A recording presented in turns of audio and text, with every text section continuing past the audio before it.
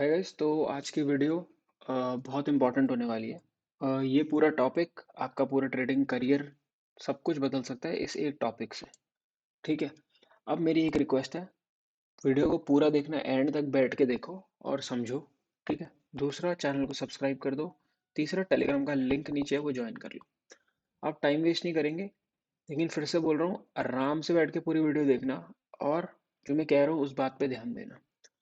अब सबसे की जो इम्पोर्टेंट बात होती है ट्रेडिंग के अंदर, वो होती है रिस्क मैनेजमेंट, जो कि मेरे हिसाब से कहीं नहीं बात होती इसके बारे में। मेरे को नहीं पता क्यों लोग स्ट्रैटेजी दिखा रहे हैं। लोग दिखा रहे हैं कि आप 9:15 पे आते हैं, ट्रेड लेते हैं, एक ट्रेड लेते हैं, एक बाय या सेल करेंगे, 10 बजे तक आपका लाख रुपए प्रॉफिट हो जाता है और आप घर चले जाते हैं, फिर आप बीच में बैठे हैं। तो पहली बात तो ये सब सपनों को भूल जाओ, ऐसा नहीं होता। ठीक है। आज अगर आप एक सीरियस ट्रेडर हो, आप बड़ा ट्रेडर बनना चाहते हो, आपको मान लो 5 करोड़ रुपए आपका कैपिटल हो जाता है, तो आपके बिजनेस में 5 करोड़ रुपए हैं, तो आप बीच में बैठ के काम नहीं करोगे, 5 करोड़ रुपए का रिस्क नहीं लोगे, 5 करोड़ से ट्रेड नहीं करोगे बीच में बैठ के। ठीक है। आपको चाहिए होगा कि मैं अपने घर पे हूँ, अपने सेटअप के पास हूँ, दो मॉनिटर हूँ, मेरे पास एक प्रॉपर सेटअप हो, मेरे को पता है मेरी रूटीन ट्रेडिंग का। ठीक है ना। तो ये तो बात बाहर आ जाती है कि पहले सीरियस हो जाओ, तभी रिस्क मैनेजमेंट आपकी वैल्यू तब करोगे इस रिस्क मैनेजमेंट की, जब आप सीरियस हो चुके हो ट्रेडिंग को लेकर। जैसे मैं पहले करता था, कहीं भी घूमने निकला हूँ गाड़ी में, फोन पे ट्रेड डाल दिया। अरे भाई, पैसे है कि मजाक है? ट्रेडिंग करनी है, जुआ करना है। ठीक है। मैंने सारी गलतियां करी है, A to Z गलतियां करी है मैंने। तो मैं इसलिए आपको आके बता रहा हूँ, मेरे को मेरी पूरी ट्रेडिंग को जो पूरा चेंज आया है, वो रिस्क मैनेजमेंट की वजह से ही आया है।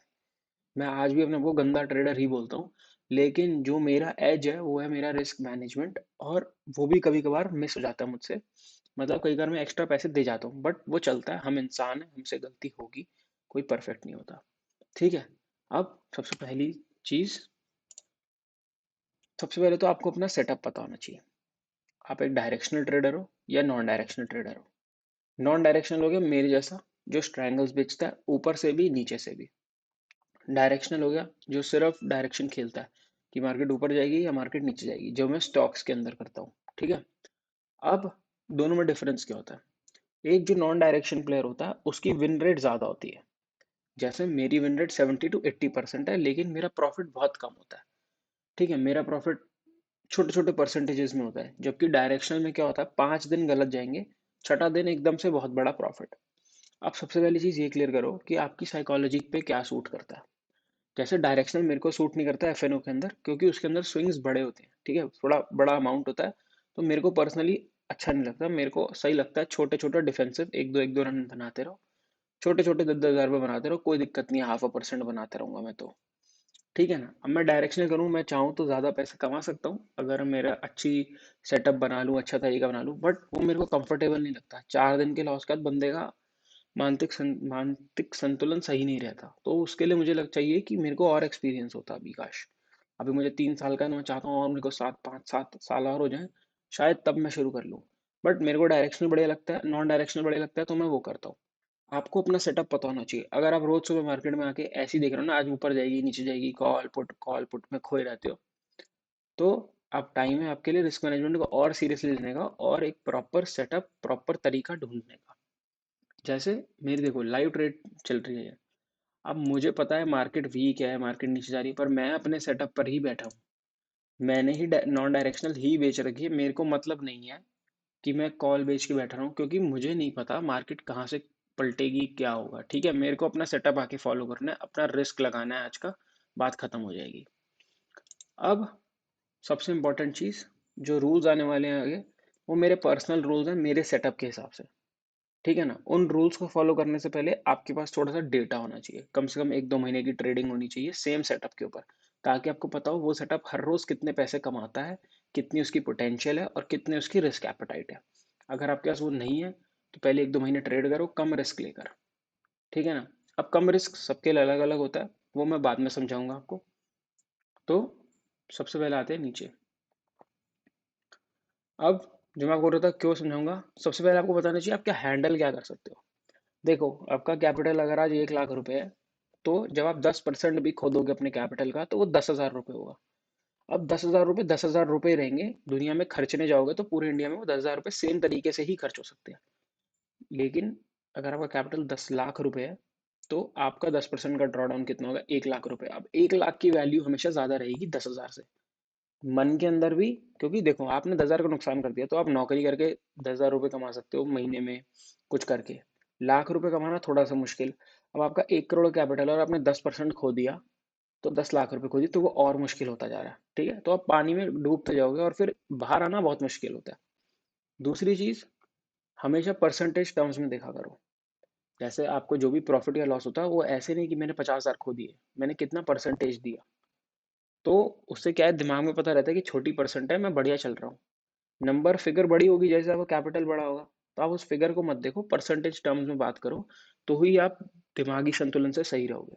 भाई ये मेंटल गेम है, ठीक है, इसके अंदर कुछ भी अलग नहीं है, सिर्फ सारा खेल दिमाग का, पेशेंस का है गेम है, ये मेंटल गेम है इसमें, और कुछ नहीं है।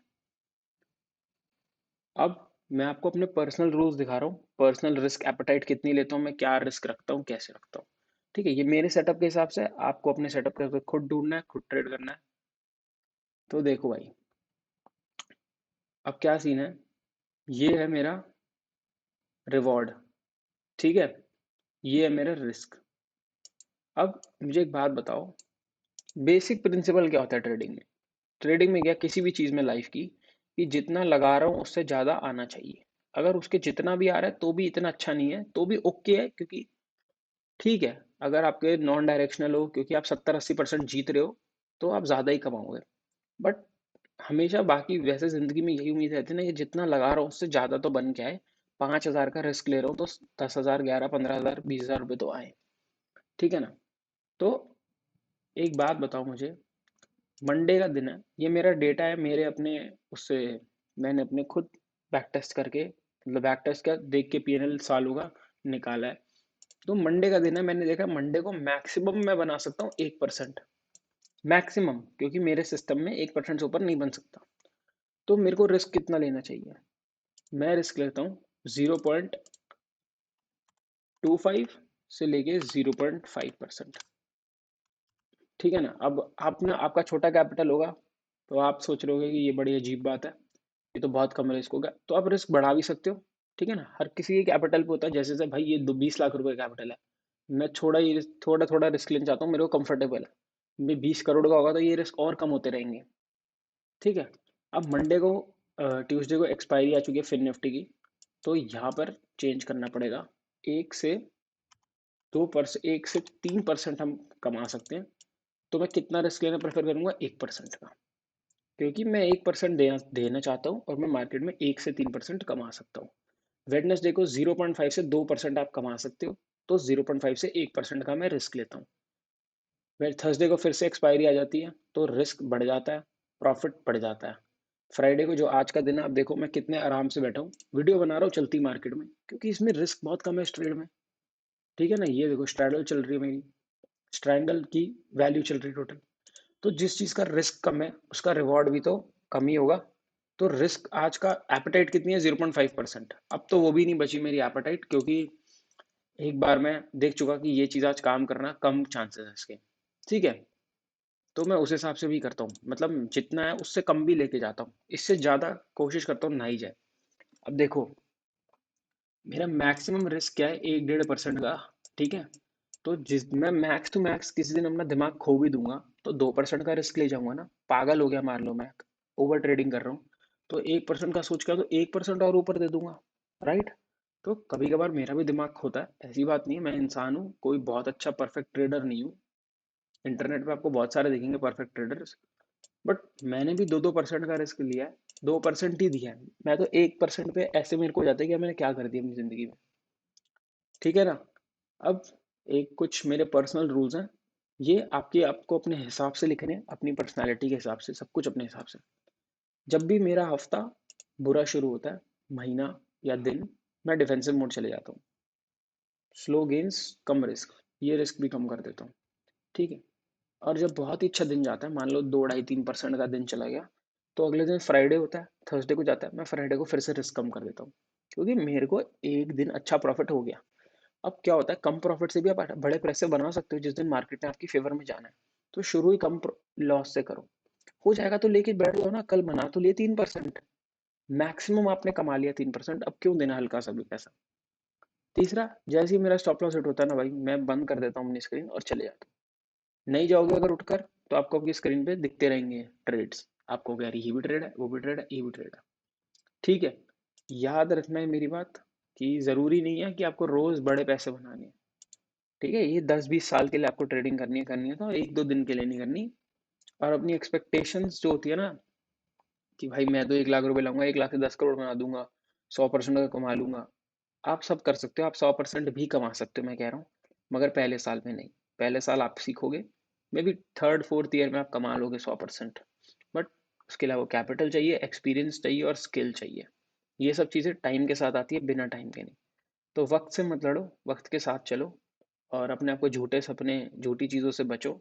रियलिस्टिक दुनिया में आ जाओ, रियलिस्टिक अप्रोच के साथ चलो लाइफ में।